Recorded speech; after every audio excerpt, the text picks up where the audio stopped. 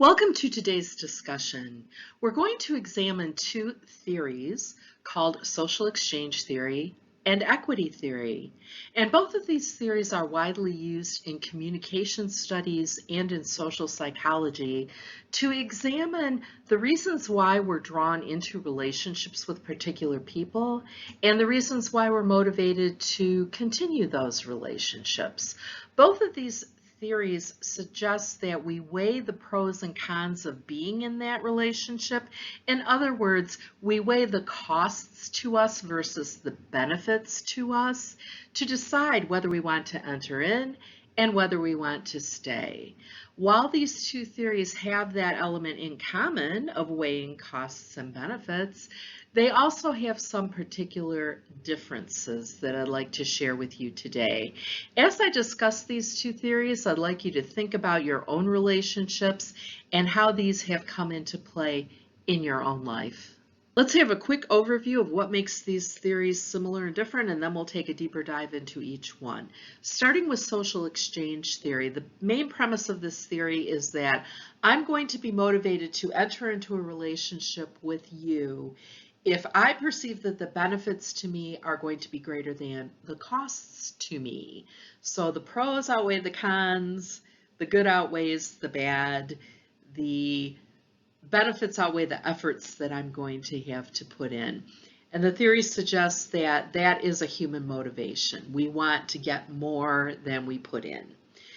Equity theory, on the other hand, suggests that we want costs and benefits to even out over time. So if I'm in a relationship with you, we may have ups and downs. There may be times when I'm giving more than I'm getting, or you're giving more than you're getting, but we are aware of each other's needs and we want that to balance out for both of us over time. So to take a deeper look at social exchange theory, created by George Homans in 1958, the idea that I want the benefits for me to be larger than the costs for me. A premise of this theory is that we have a comparison level and a comparison level for alternatives. And when we're making that decision whether to pursue a relationship with somebody or to stay in that relationship, we're considering the comparison level and comparison level for alternatives. The comparison level is your minimum standard of what you think a relationship partner should be like. So let me use the example of looking for a college roommate. Let's say you're looking for a roommate and you have some basic ideas of what you would like that person to be like.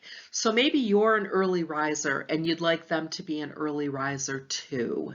Maybe you like to play video games and you'd like them to share that hobby or interest with you. Whatever your criteria might be, you have a certain set of standards that you would like a relationship partner to meet. The comparison level for alternatives is your real life options. So how does this ideal that you have compare with your real life options?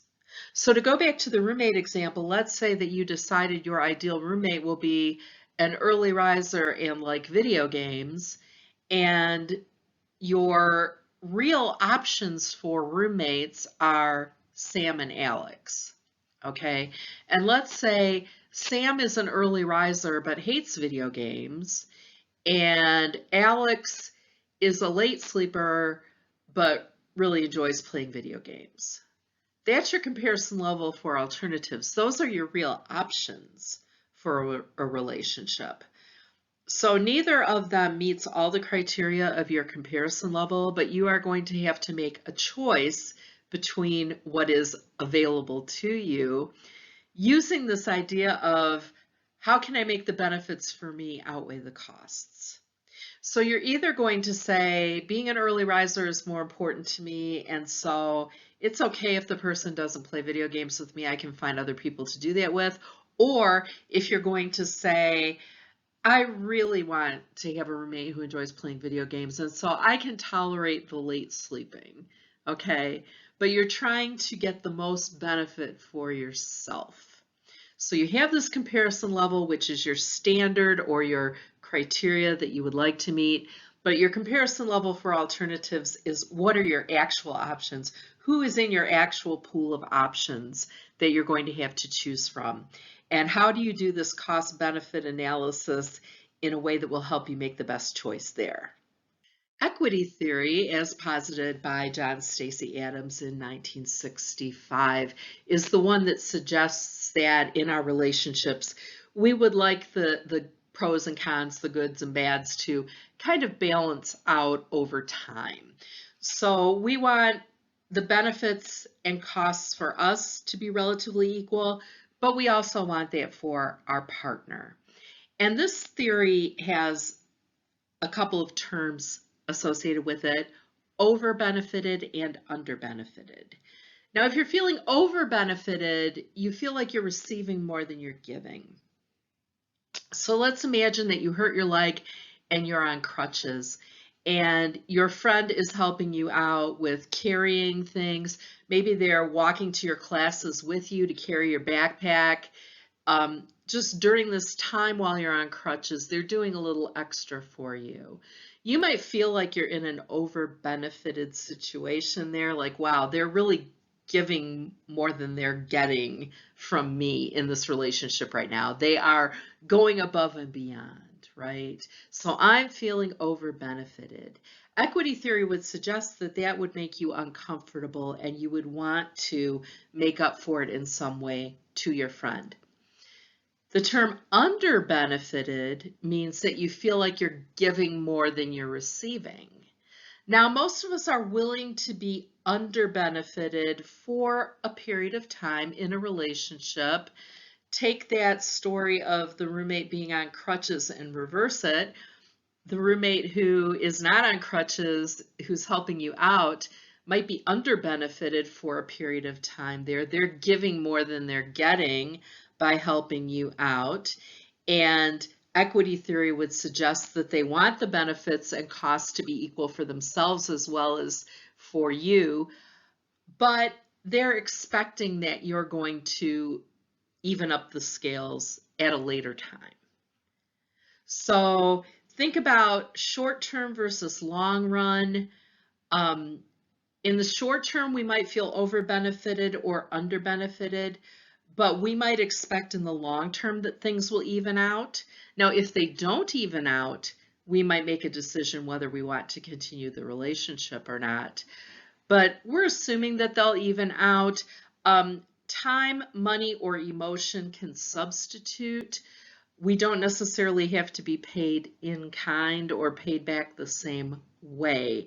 In other words, after you are off the crutches, you might pay back your friend by taking them out for a special dinner or buying them something that they've been wanting for a long time. So your attempt to even out the scales might not be exactly an even exchange, but there's a perception there that you're trying to make up for their period of feeling under-benefited.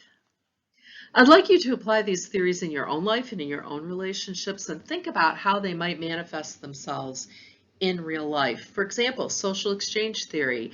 We want the benefits to outweigh the costs. So entering into a long distance relationship with a new romantic partner, you might think about how much time are we going to be able to spend together? How much am I going to have to travel to see this person? What will it be like not having them easily available as a +1 to go places with me? Am I going to be satisfied with a relationship conducted mostly over phone or some sort of media versus having someone right there in person with me? You might go through that kind of cost and benefit analysis when you're thinking about what it would be like to be in a relationship with that person.